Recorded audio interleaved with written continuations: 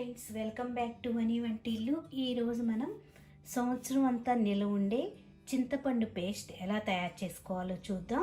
ఇలా తయారు చేసుకుని స్టోర్ చేసి పెట్టుకుంటే మనకి నిల్వ ఉండటం కాకుండా పని చాలా సులువుగా అయిపోతుంది. చింతపండు నానబెట్టి గుజ్జు తీసుకుని టైం అనేది చాలా సేవ్ అవుతుంది. పచ్చళ్ళు తయారు చేసుకోవాలన్నా, మనం పులిహోర తయారు చేసుకోవాలన్నా కూడా దీన్ని వాడుకోవచ్చు.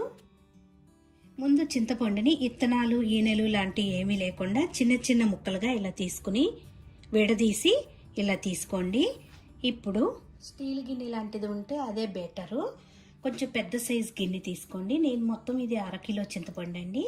ఇప్పుడు ఈ గిన్నెలో ఈ చింతపండు మొత్తం కూడా వేసుకోవాలి.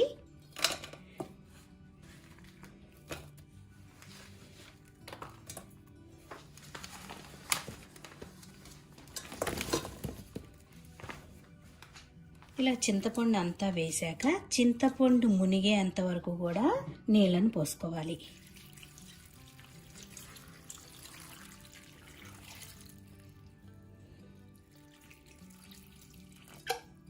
చూడండి, చింతపండు మునిగి పైన ఎంతవరకు ఉంటే సరిపోతుంది నీళ్ళు. ఇలా పోసుకున్నాక స్టవ్ ఆన్ చేసుకుని ఈ గిన్నెని స్టవ్ మీద పెట్టుకొని ఆ నీళ్లు వేడయ్యి ఒక్క అరగంట అట్లా చింతపండుని ఉడకనివ్వండి. అలా ఉడకటం వలన మనకి చింతపండులో గుజ్జంతా కూడా మనకి తీసుకోవటానికి చాలా ఈజీగా వచ్చేస్తుంది, వేస్ట్ అనేది లేకుండా. ఇలా బాగా ఉడికాక స్టవ్ ఆఫ్ చేసుకుని చల్లబడినివ్వండి. చింతపండు ఇలా పూర్తిగా చల్లారిపోయింది. ఇప్పుడు మనం గుజ్జు తీసుకోవాలి. ఇట్లా బెజ్జాలు ఉన్న గిన్నె లాంటివి తీసుకోండి. లేకపోతే మీ దగ్గర వడబొట్టు ఉన్నా కూడా పర్వాలేదు. దీన్ని ఒక గిన్నెలో పెట్టుకుని దీన్ని ఇప్పుడు ఇలా బాగా పిసుక్కోవటం వల్ల మనకు గుజ్జంతా బయటకు వస్తుంది. ఇలా బాగా పిసికాక దీన్ని వడబుట్టలో వేసి గుజ్జు బయటకు తీసుకోవాలి.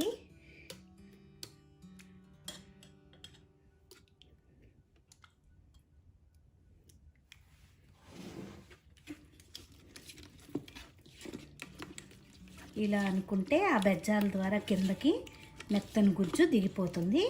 ఏమన్నా చెత్త అది ఉంటే, విత్తనాలు తుక్కు ఉంటే పైన ఉండిపోతుంది అన్నమాట. చూడండి, లోపల గుజ్జు ఎలా దిగిందో అలా మొత్తం కూడా ఇలా తీసుకోవాలి.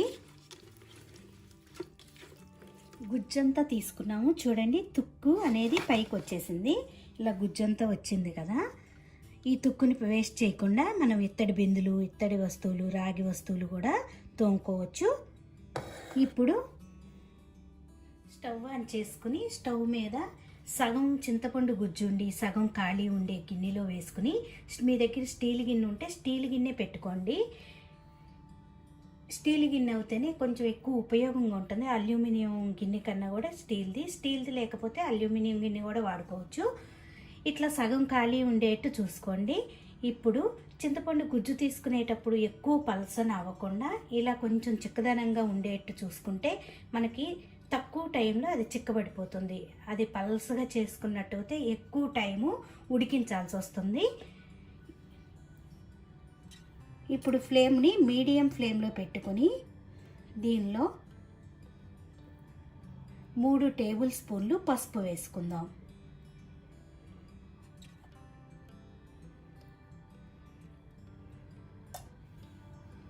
నాలుగు టేబుల్ స్పూన్లు ఉప్పు వేసుకోవాలి. మీ దగ్గర ఉంటే కల్లుప్పు కూడా వేసుకోవచ్చు.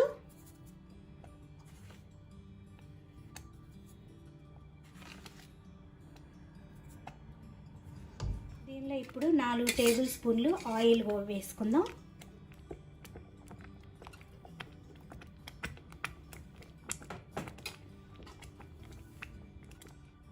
ఇప్పుడు మొత్తం ఒకసారి కలుపుకొని చింతపండు ఉడికేటప్పుడు పైకి చిందుతూ ఉంటుంది. జాగ్రత్తగా చేతుల మీద పడకుండా ఉడికించుకోండి. ఇలా మొత్తం ఒకసారి కలుపుకొని చిక్కబడే వరకు కూడా ఉడికించుకోవాలి.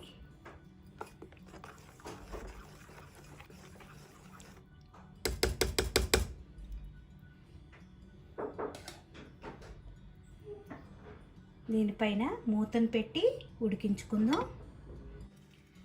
మధ్య మధ్యలో మూతను తీసుకుని తిప్పుకుంటూ ఉడికించుకోవాలి, లేకపోతే అడుగంటుతుంది.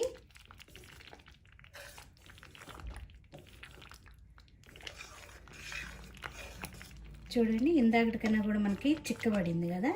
ఇంకొంచెం గట్టిగా అయ్యే వరకు దీన్ని ఉడికించుకుంటే సరిపోతుంది.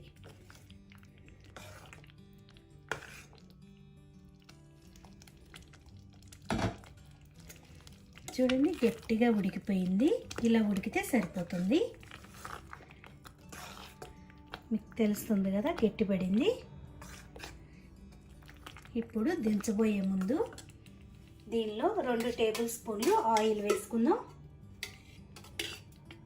ఈ ఆయిల్ వేయటం వల్ల మనకి సంవత్సరం అంతా కూడా ఇది నిల్వున్న పాడవకుండా ఉంటుంది. ఆయిల్ వేసాక ఒక్కసారి మొత్తం ఇలా కలుపుకోండి. స్టవ్ ఆఫ్ చేసుకుని దీన్ని చల్లారనివ్వాలి. చల్లారనిచ్చి దీన్ని ఒక గాజు సీసాలో స్టోర్ చేసి పెట్టుకుంటే పాడవకుండా సంవత్సరం అంతా కూడా వాడుకోవచ్చు.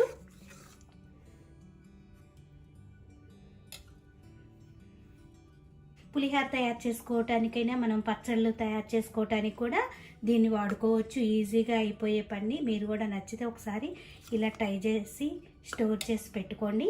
ఈ వీడియో నచ్చితే లైక్ చేయండి, షేర్ చేయండి, కామెంట్ చేయండి. మరిన్ని వీడియోల కోసం వని వంటల్ని సబ్స్క్రైబ్ చేసుకోండి. Thank you for watching.